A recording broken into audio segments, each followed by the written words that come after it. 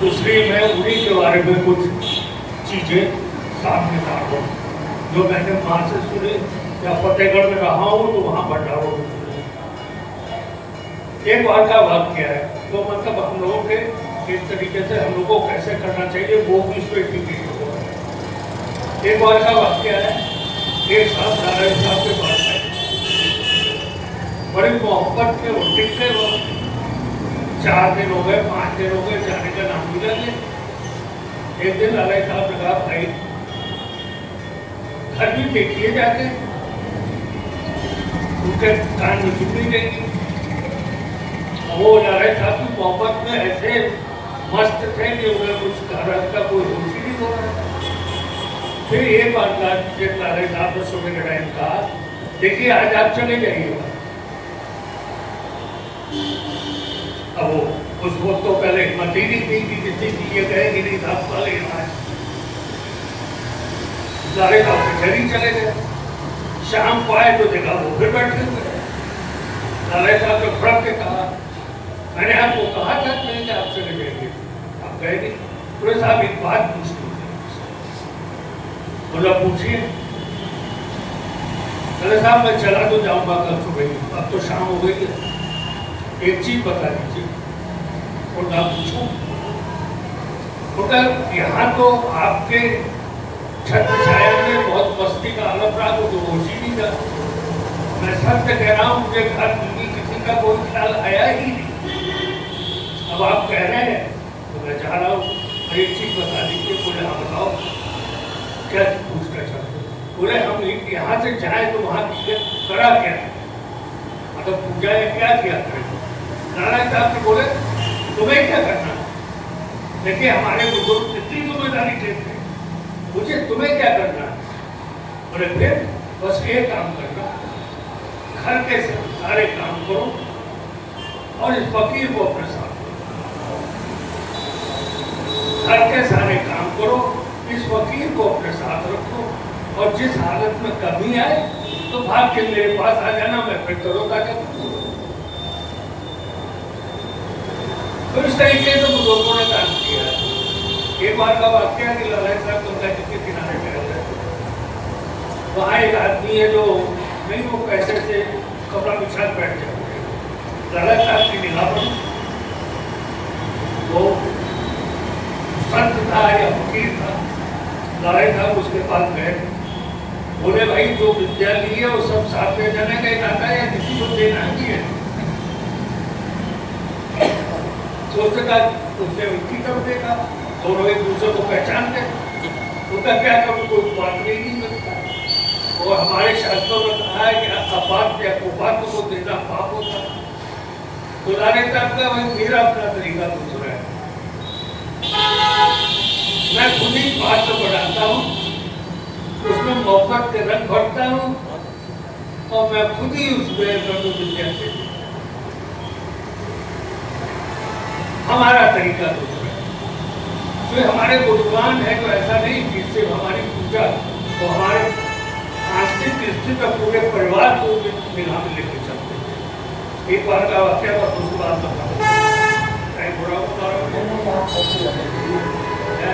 तो नारायण साहब अक्सर सुबह घाटी पर आए गंगा जी किनारे चले जाते। वहाँ एक स्वामी ब्रह्मानंद जी रहा था, तो वो अक्सर आकर के नारायण साहब के सत्संग में एक बार आए तो नारायण साहब ने मना कर दिया। बोले आप इतने सिद्ध पुरुष हो, आपका मतलब इतना नाम है और मैं ग्रस्त में हूँ, आपको आता देखेंगे तो मेरे तो भीड़ रखे, आपको गैसी चलाना मुश्किल हो जाएगी। बोले फिर चले मैं सुबह से 3:30-4 बजे वहाँ पूरी हाजिर हो गया। तो जाते जब सत्संग होता था उसके बाद आए तो अब नारायण साहब के गाने की जो वो थी वो इतनी महीन थी, लोग धोखा खा जाते थे कि स्त्री गा रही कि पुरुष गा रहा। तो वहाँ एक झोपड़ी टाइप की थी, तो नारायण साहब उसको जाके बैठ के अपना भजन गाते। एक वहाँ बाबू बालकृष्ण जी थे, लड़के थे बिल्कुल, तो वो फरकाबाद से गंगा जी नारे फतेहगढ़ आए। फतेहगढ़ आया करते थे, तो उन्होंने नारायण साहब का जो गायन सुना, उन्हें लगा कोई स्त्री गा रही है, तो वो धीरे धीरे करके खींचे चले आए। मतलब वो नारायण साहब का अपना करिश्मा होगा, वो खींचे रहे होंगे, खींचे चले आए। जब दरवाजे पे आए तो देखा है गाड़ी वाले बुजुर्ग कोई बैठेगा, अंदर जाने की हिम्मत नहीं, और कोई खाली वो तो वो थोड़ा आड़ करके खड़े हुए। और जब नारायण साहब चले तो वो भी उसके पीछे पीछे हो गए, साइकिल हाथ में पकड़ ली, नारायण साहब पैदल से आ गए। जब दरवाजे नारायण साहब कुछ नहीं बोले, दादी ने क्यों यार, जब दरवाजे पर पहुंचे तो नारायण साहब ने मुड़ के देखा, बोले नहीं नवाजे कितने, उन्होंने कहा साहब आपका गायन का मंत्र मुक्त कर दिया, मैं चाहता हूँ मुझे भी गाना सिखा। अब उन्हें क्या मालूम पकी लेंगे, तो मुझे भी गाना सुना सिखा दीजिए। बोले मैं गाना तो नहीं सिखाता हूँ, हाँ ब्रह्म विद्या सिखाता हूँ, अगर वो उसका शौक हो तो आ जाओ। संस्कार था, वो सीधे सीधे बात हो रही थी, कोई भी गाने बुलाने की बात नहीं। तो उनका साहब उनके दिमाग में आया कि अगर आप संसद में आएंगे की पूजा में तो कभी कभी तो गाना सुनने को मिले ही करेगा। तो उनका साहब ठीक है वही सिखा दीजिए। नारायण साहब को ऊपर से लेकर नीचे करने का उनकी और उनके पिताजी के बीच में इतनी खटपट थी कि वो चाल बंद। नारायण साहब ने एक ही नाम समझ मतलब ऐसा करो अपने पिताजी से लिखवा के, अब वहां तो दुआ सलाम में पिताजी से लिखवा के जो कुछ सुधारना था ना। तो अब ये बड़े परेशान कुछ कह तो नहीं बोले अच्छा चले गए।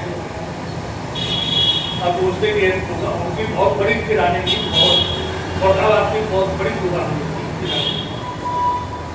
अभी रोज उस दिन किराने की दुकान पे खूब मेहनत से काम किया और शाम को आए तो नाम तो थी नहीं, बातचीत थी नहीं, वो अपना खा पी के ले ये गए। उनके पैसा उन्होंने पलट कर देखा, बोले तुम अकेले कोई काम होगा तो साहब काम है बताओ। फतेहगढ़ में एक नारायण साहब है, मैं उनके पास जाना चाहता हूँ। बोले फिर परेशानी क्या? पहले उन्होंने कहा कि आपसे जो पूछ के आओ, पहले पूछ के आओ।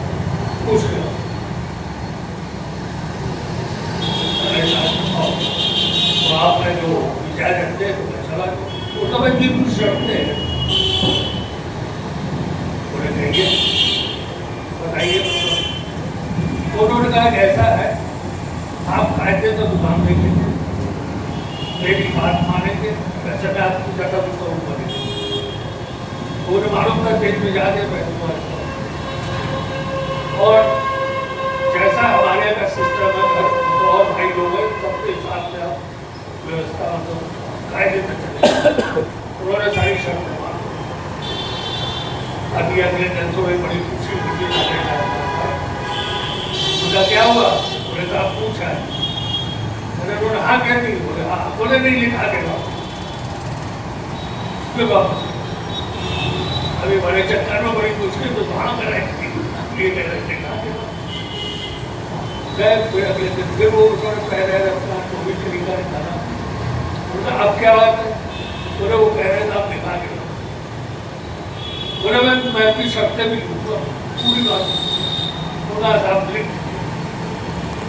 उन्होंने कह लिख दिया और अपनी शर्तें जो इनसे कही थी वो लिख दी और उसके बाद आगे लेके गए।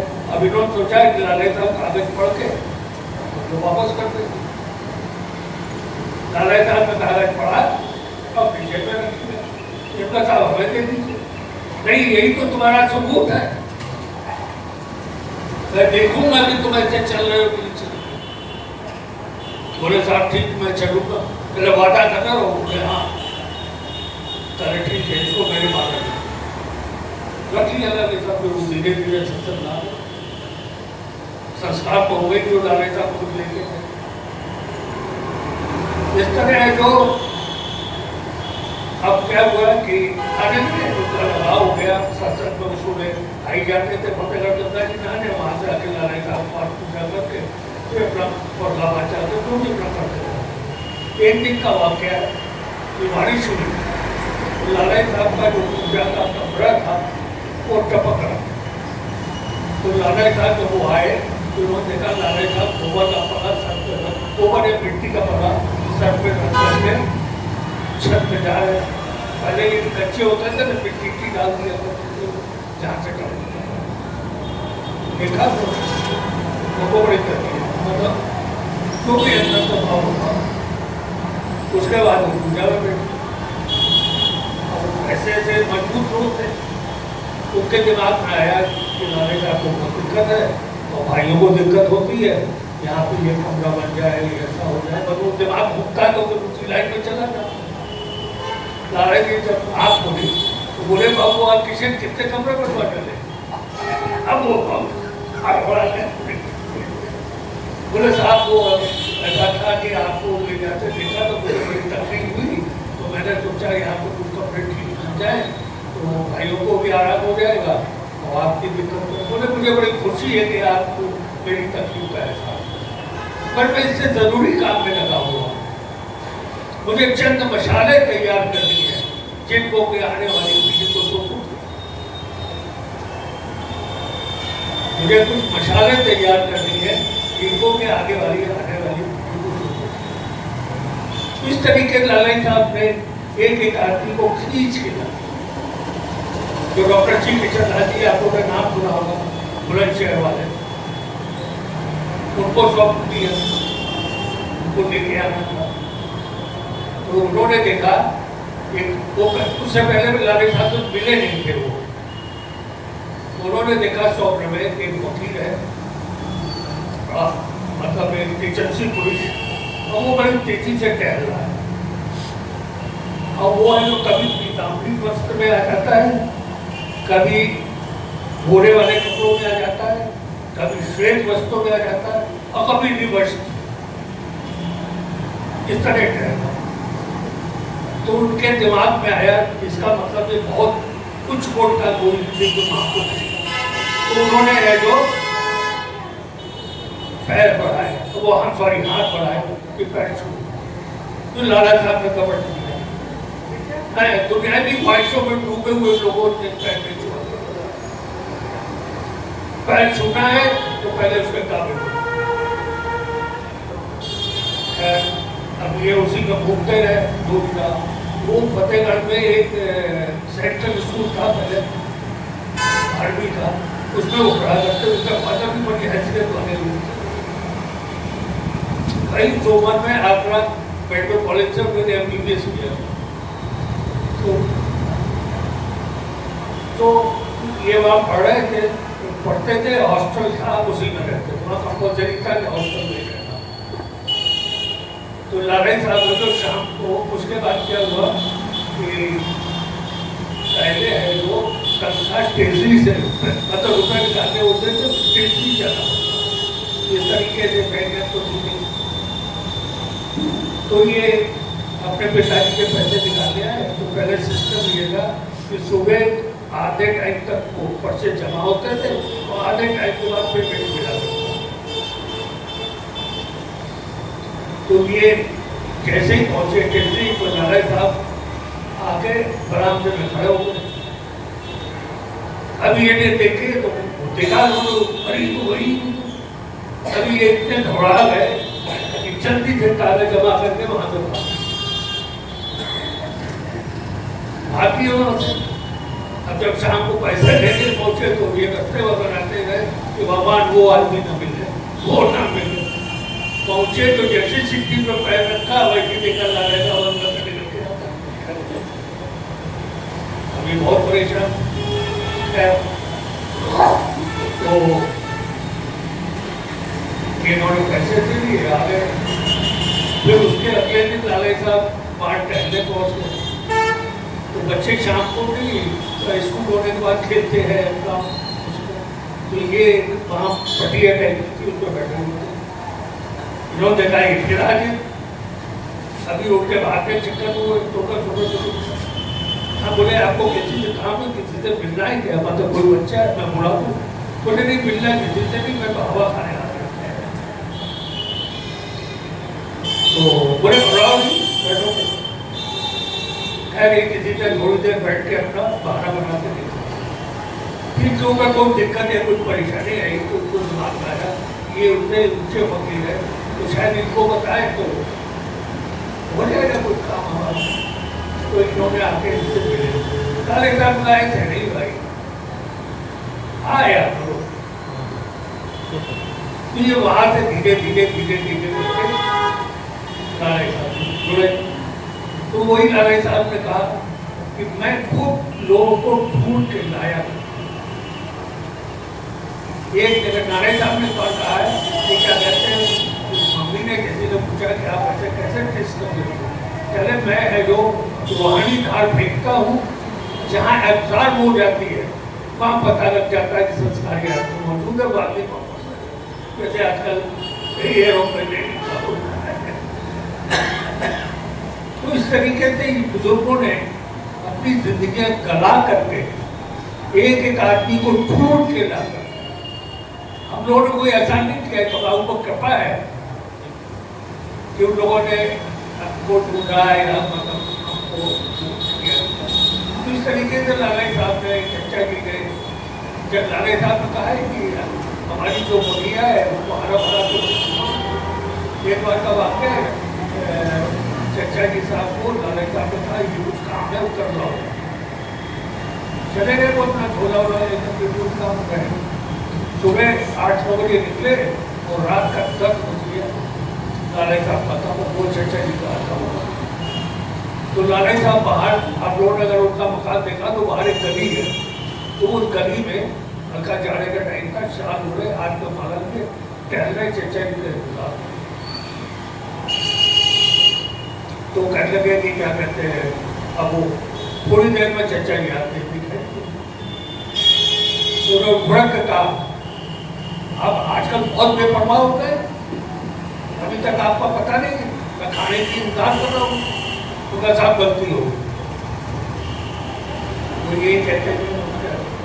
उसके बाद लड़े का चलो अंदर हाथ धो खाना बहुत।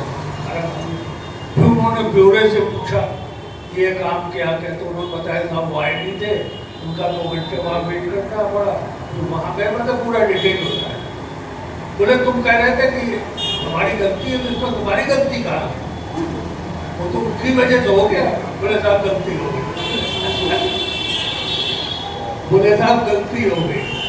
तो इस तरीके से चर्चा साहब कितने समर्पित थे और हमेशा माँ बताती थी और उन लोगों को कि वो लालाई साहब से कनेक्टेड लोगों का विशेष, ऊपर से नहीं अंदर से विशेष अदब और ध्यान, एक अजीब मतलब इससे शायद उसको बड़ा न कर पा रहा। तो एक बार जो नाराय साहब गए जाते थे तो वो उनको हाथ पकड़ के अपने हाथ में, वो उनका ख्याल था कि नाराय साहब इतना अदब था। अब एक नाना जी का छोटा जैसा दुकान थे, तो चर्चा साहब ने साहब से इशारा किया था कि मेरे जाने के बाद तो शायद लाल से मतलब नाना साहब के लिए इनसे मिलते रहे। तो मैं तो छोटा था, ज़्यादा नहीं था उम्र उस वक्त मेरी, जब नाना जी थे 9-10 साल का था। तो नाना जी आकर के जो आनंद बाग घूमते थे। तो मम्मी का ये था कि पिताजी को ऑफिस 10 बजे भेज करके और यही आ जाते। तो मैंने वो सीख याद है मुझे कि इतना अदब कि दादाजी की खाटियों पड़ती थी, वो ऊपर कमरा था सामने, और डॉक्टर साहब जब तक दादाजी रहते थे कभी खाट पे नहीं। उनका बिस्तर जैसे ये खाट पड़ी है उनको करके उनका डॉक्टर साहब का बिस्तर चढ़, और हर वक्त निगाह रखते थे कि बहुत ही कम फ्रेंड मतलब एक अदब का जो तरीका वो शायद हम लोग समझ नहीं पाएंगे हर वक्त है। और नाना जी का कोई फोटो नहीं था, पहला फोटो मेरा कुमार जी ने खींचा था।